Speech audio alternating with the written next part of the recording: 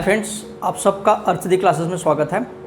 देखो, कल हम लोगों ने एक वीडियो नहीं बनाया था जो बनना चाहिए था, लेकिन नहीं बना था। उसका एक रीज़न था, क्योंकि कल ना हमारा महाराष्ट्र स्टेट बोर्ड का एसएससी का कुछ सिलेबस रिवाइज किया गया। रिवाइज मतलब कुछ सिलेबस जो आपका कंप्लीट सिलेबस था उसमें से कुछ सिलेबस रिड्यूस किया गया है। और देखो, जो रिड्यूस किया हुआ सिलेबस उसके आगे क्लियरली लिखा हुआ है कि सेल्फ स्टडी करके, स्वयं अध्ययन करके।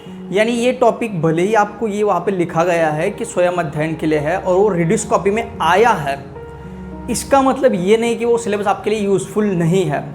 और बोर्ड ने वहाँ पे क्लियर कट ऐसे लिखा हुआ है कि जो हम लोगों ने सिलेबस इस कॉपी के अंदर मेंशन किया गया है उसमें से कोई भी क्वेश्चन एग्ज़ाम के लिए नहीं आएगा। लेकिन बोर्ड ने उसी के साथ ये भी लिखा है कि ये सिलेबस यूज़फुल है और जो बाकी की कोई भी कॉम्पिटिटिव एग्ज़ाम होगी उसमें इंक्लूड किया जाएगा। मतलब सिर्फ और सिर्फ ये सिलेबस आपको एसएससी के फाइनल एग्ज़ाम में नहीं आएगा, लेकिन जो बाकी के एग्ज़ाम्स है वहाँ पे ये यूज़फुल है। ये क्लियरली इस कॉपी में लिखा है। अब देखो, सिलेबस कम करने का रीज़न ये था क्योंकि जो हमारा जो टाइम मिल रहा है अभी अगस्त से लेकर पकड़ के चलो आपके मार्च तक का, उसमें सारा सिलेबस कवर हो पाना इम्पॉसिबल है। उसके लिए इस सिलेबस में कुछ रिड्यूस किया गया है।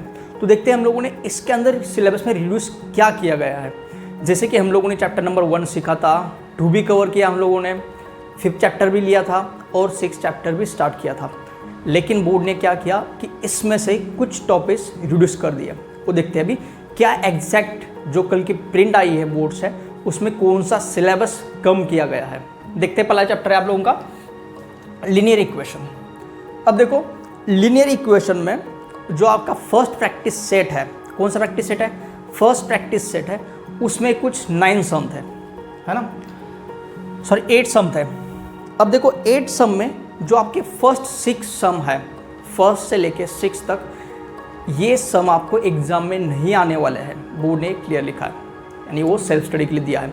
लेकिन उन्होंने ये भी कहा है कि 7 और 8 नंबर का जो क्वेश्चन है वो आपको एग्ज़ाम में आएगा। अगर आप लोगों ने मेरा वीडियो देखा रहेगा इसके पहले वाला जो प्रैक्टिस सेट 1.1 के लिए बनाया गया था, देखो ये दोनों सम हम लोगों ने लिए भी थे और मैंने ये भी बताया था कि बहुत लेंदी सम है ना। उसमें कुछ हम लोग पहले ऐड करते हैं, बाद में सब्सट्रैक्शन करते हैं, बाद में हम लोग इक्वेशन नंबर 3 और 4 मिलता है, उसके बाद अगेन हम लोग उसे ऐड और सब्ट्रैक्ट करते हैं। देखो, बोर्ड ने भले ही ये कहा है कि इसके ऊपर के क्वेश्चंस 1 to 6 क्वेश्चन नहीं आएंगे, लेकिन अगर आपको 1 to 6 क्वेश्चन आते हैं तभी आप लोग क्वेश्चन नंबर 7 और 8 सॉल्व कर पाओगे, अदरवाइज इसे सॉल्व करना पॉसिबल नहीं है। तो देखो, भले बोर्ड ने कहा है कि क्वेश्चन नहीं आने वाले हैं, लेकिन आपको क्वेश्चंस करना ज़रूरी है। अगर आपको वो क्वेश्चन आ गए तो आपको 7 और 8 क्वेश्चन नंबर आ जाएगा। तो मेरे हिसाब से भले बोर्ड ने कहा हो कि 1 to 6 क्वेश्चन नहीं आने वाले हैं, लेकिन प्लीज़ आप लोग इसे कीजिए। अगर आप लोग करोगे तो आपको बेनिफिट यहाँ पे मिलेगा क्वेश्चन नंबर 7 और 8 में। अभी इन दोनों क्वेश्चन को हम लोग बाद में डिस्कस भी करेंगे। तो एक चीज़ ध्यान में रखो कि प्रैक्टिस सेट 1.1 में आपको सारे के सारे सम करने ही है। उसमें से कुछ सिलेबस कम बोर्ड ने कहा है कि एग्ज़ाम में नहीं आने वाला है, लेकिन आपके लिए ज़रूरत है वो करना। छोड़ो, आगे चलते हैं।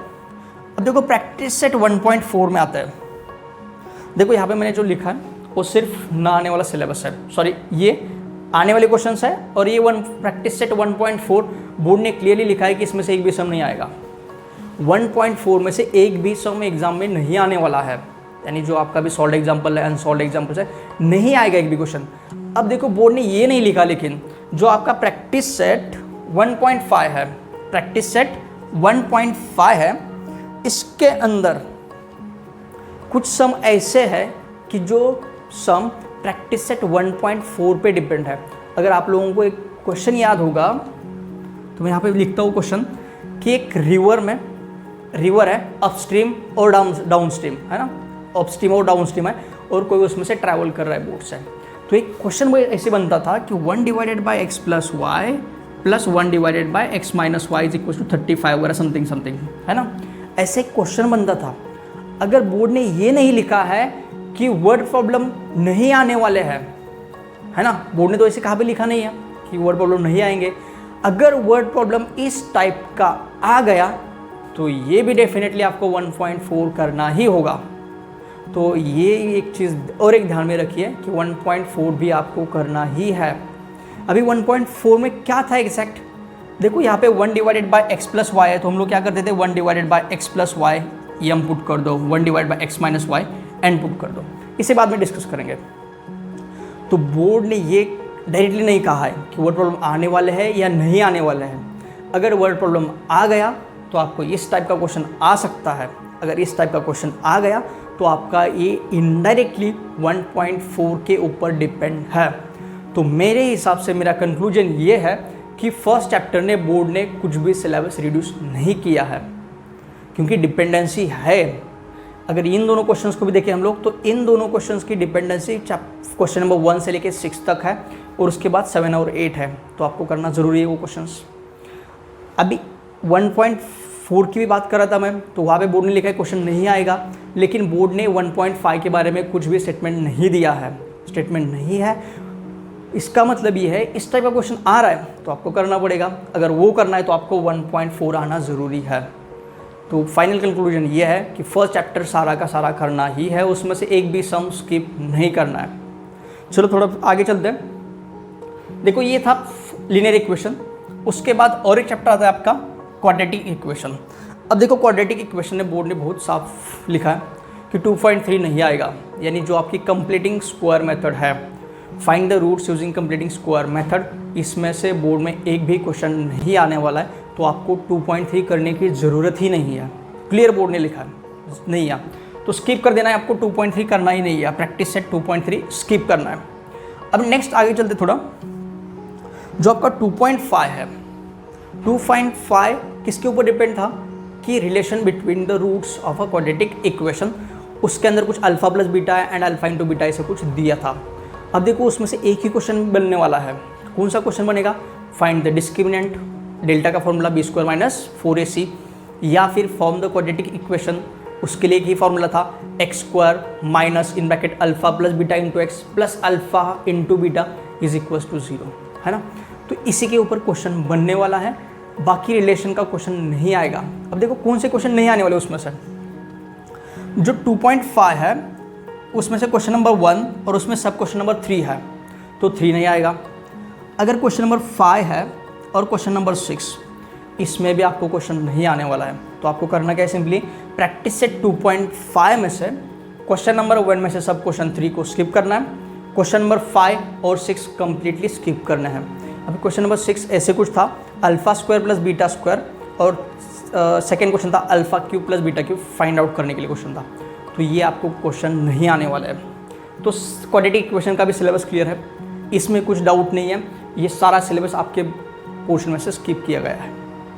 अभी थोड़ा और आगे चलेंगे, फाइनेंशियल प्लानिंग। देखो मैंने यहाँ पे नीचे लिखा है फाइनेंशियल प्लानिंग। अब देखो फाइनेंशियल प्लानिंग में बोर्ड ने ये बहुत क्लियर लिखा हुआ है कि आपका सिलेबस सिर्फ और सिर्फ प्रैक्टिस सेट 4.1 और 4.2 के ही ऊपर डिपेंड रहेगा। जो आपका बाद में जो मेन प्रॉब्लम सेट रहता है उसमें भी जितने सम 4.1 और 4.2 पे डिपेंड है उतने ही आ जाएंगे, बाकी का सिलेबस नहीं आएगा। ठीक है, ये थी फाइनेंशियल प्लानिंग की। तो फाइनेंशियल प्लानिंग का बहुत क्लियर है, हम लोगों को सिर्फ 2 प्रैक्टिस सेट करना है, मतलब 2 प्रैक्टिस सेट के ऊपर जितने भी एग्जाम्पल आपके बुक में है उतने ही करने हैं इंक्लूडिंग प्रॉब्लम सेट। बाकी सारा सिलेबस 4.3 और 4.4 ये सेल्फ स्टडी के लिए है, यानी स्किप किया गया पकड़ के चलो। अब लास्ट टॉपिक पे आते हैं स्टैटिस्टिक्स।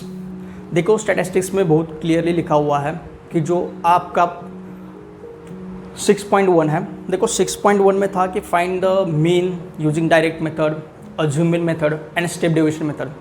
अब देखो इन तीनों मेथड में से बोर्ड ने क्लियरली लिखा है कि इसके अंदर सिर्फ और सिर्फ डायरेक्ट मेथड पूछा जाएगा, find the mean using direct method. जो नेक्स्ट 2 मेथड्स है, कौन सी, अज्यूमिंग मेथड और स्टेप डेविएशन मेथड, दोनों को स्किप किया गया है। इसके ऊपर जितने भी आपको 6.1 में क्वेश्चन मिलते हैं उसको आपको स्किप कर देना है और आपको सिर्फ और सिर्फ डायरेक्ट मीन मेथड करनी है। देखो 6.6 में 2 क्वेश्चन थे, ड्रॉ द पाई चार्ट और the read the pie chart.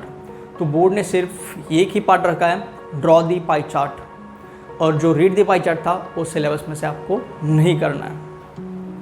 तो ये था हम लोगों का कुछ सिलेबस जो स्किप हुआ है और जो आपको करना है, या फिर कुछ सिलेबस नहीं करना है। तो फर्स्ट चैप्टर आपको याद रखिए सारा करना है। जो आपका सेकेंड चैप्टर है उसमें से आपको कुछ टॉपिक स्किप करना है, 2.3 है ना, बाद में 2.5 में से कुछ क्वेश्चन स्किप करना है। अब देखो मैं सिर्फ प्रैक्टिस सेट की बात करूँ, इसके ऊपर जो प्रॉब्लम सेट डिपेंड है उसमें भी वही क्वेश्चंस आएंगे जितने बोर्ड ने कहा है कि ये आने वाले हैं। ठीक है, तो मैंने यहाँ पे जैसे मैंने बोला है कि कुछ यहाँ पे लिखा है उसमें से कुछ सिलेबस स्किप होने वाला है और कुछ मैंने ऐसे लिखा है वो आपको उतना ही करना है। तो आज का हम लोगों का लेक्चर यही था कि बोर्ड ने क्या स्ट्रैटेजी यूज़ करके कौन सा नया सिलेबस दिया है। न्यू सिलेबस मतलब कौन सा सिलेबस रिड्यूस किया है ये बोर्ड ने दिया है। अब देखो थोड़ा बहुत टॉपिक हम लोगों के सीखने के बाकी है, वो हम लोग कल से फिर से रेगुलर लेक्चर स्टार्ट करें आपके लिए। आज हम लोग अभी देखो बहुत सारा कुछ आपको सुनाई देगा, सुनते होगा आप लोग, ये कम किया वो कम है, लेकिन डायरेक्टली मैं तो बोलता हूँ फर्स्ट चैप्टर में कुछ सिलेबस रिड्यूस नहीं है। सेकेंड, 6 और जो आपका 4th चैप्टर है उसमें कुछ सिलेबस कम किया गया है।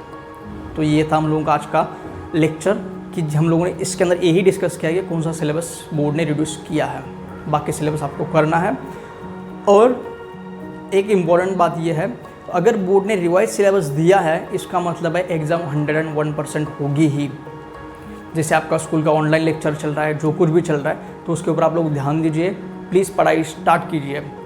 अब बोर्ड इसके बाद सिलेबस रिड्यूस नहीं करेगा क्योंकि जितना स्कूल अब कॉलेज बंद थे उसके हिसाब से बोर्ड ने सिलेबस डिज़ाइन करके यानी रिड्यूस करके दिया है। तो प्लीज़ जो रिवाइज सिलेबस है उसके हिसाब से पढ़ाई कीजिए, ना कि आप लोगों का टाइम उन क्वेश्चन में स्पेंड कीजिए जो एग्ज़ाम में आने ही वाले नहीं है।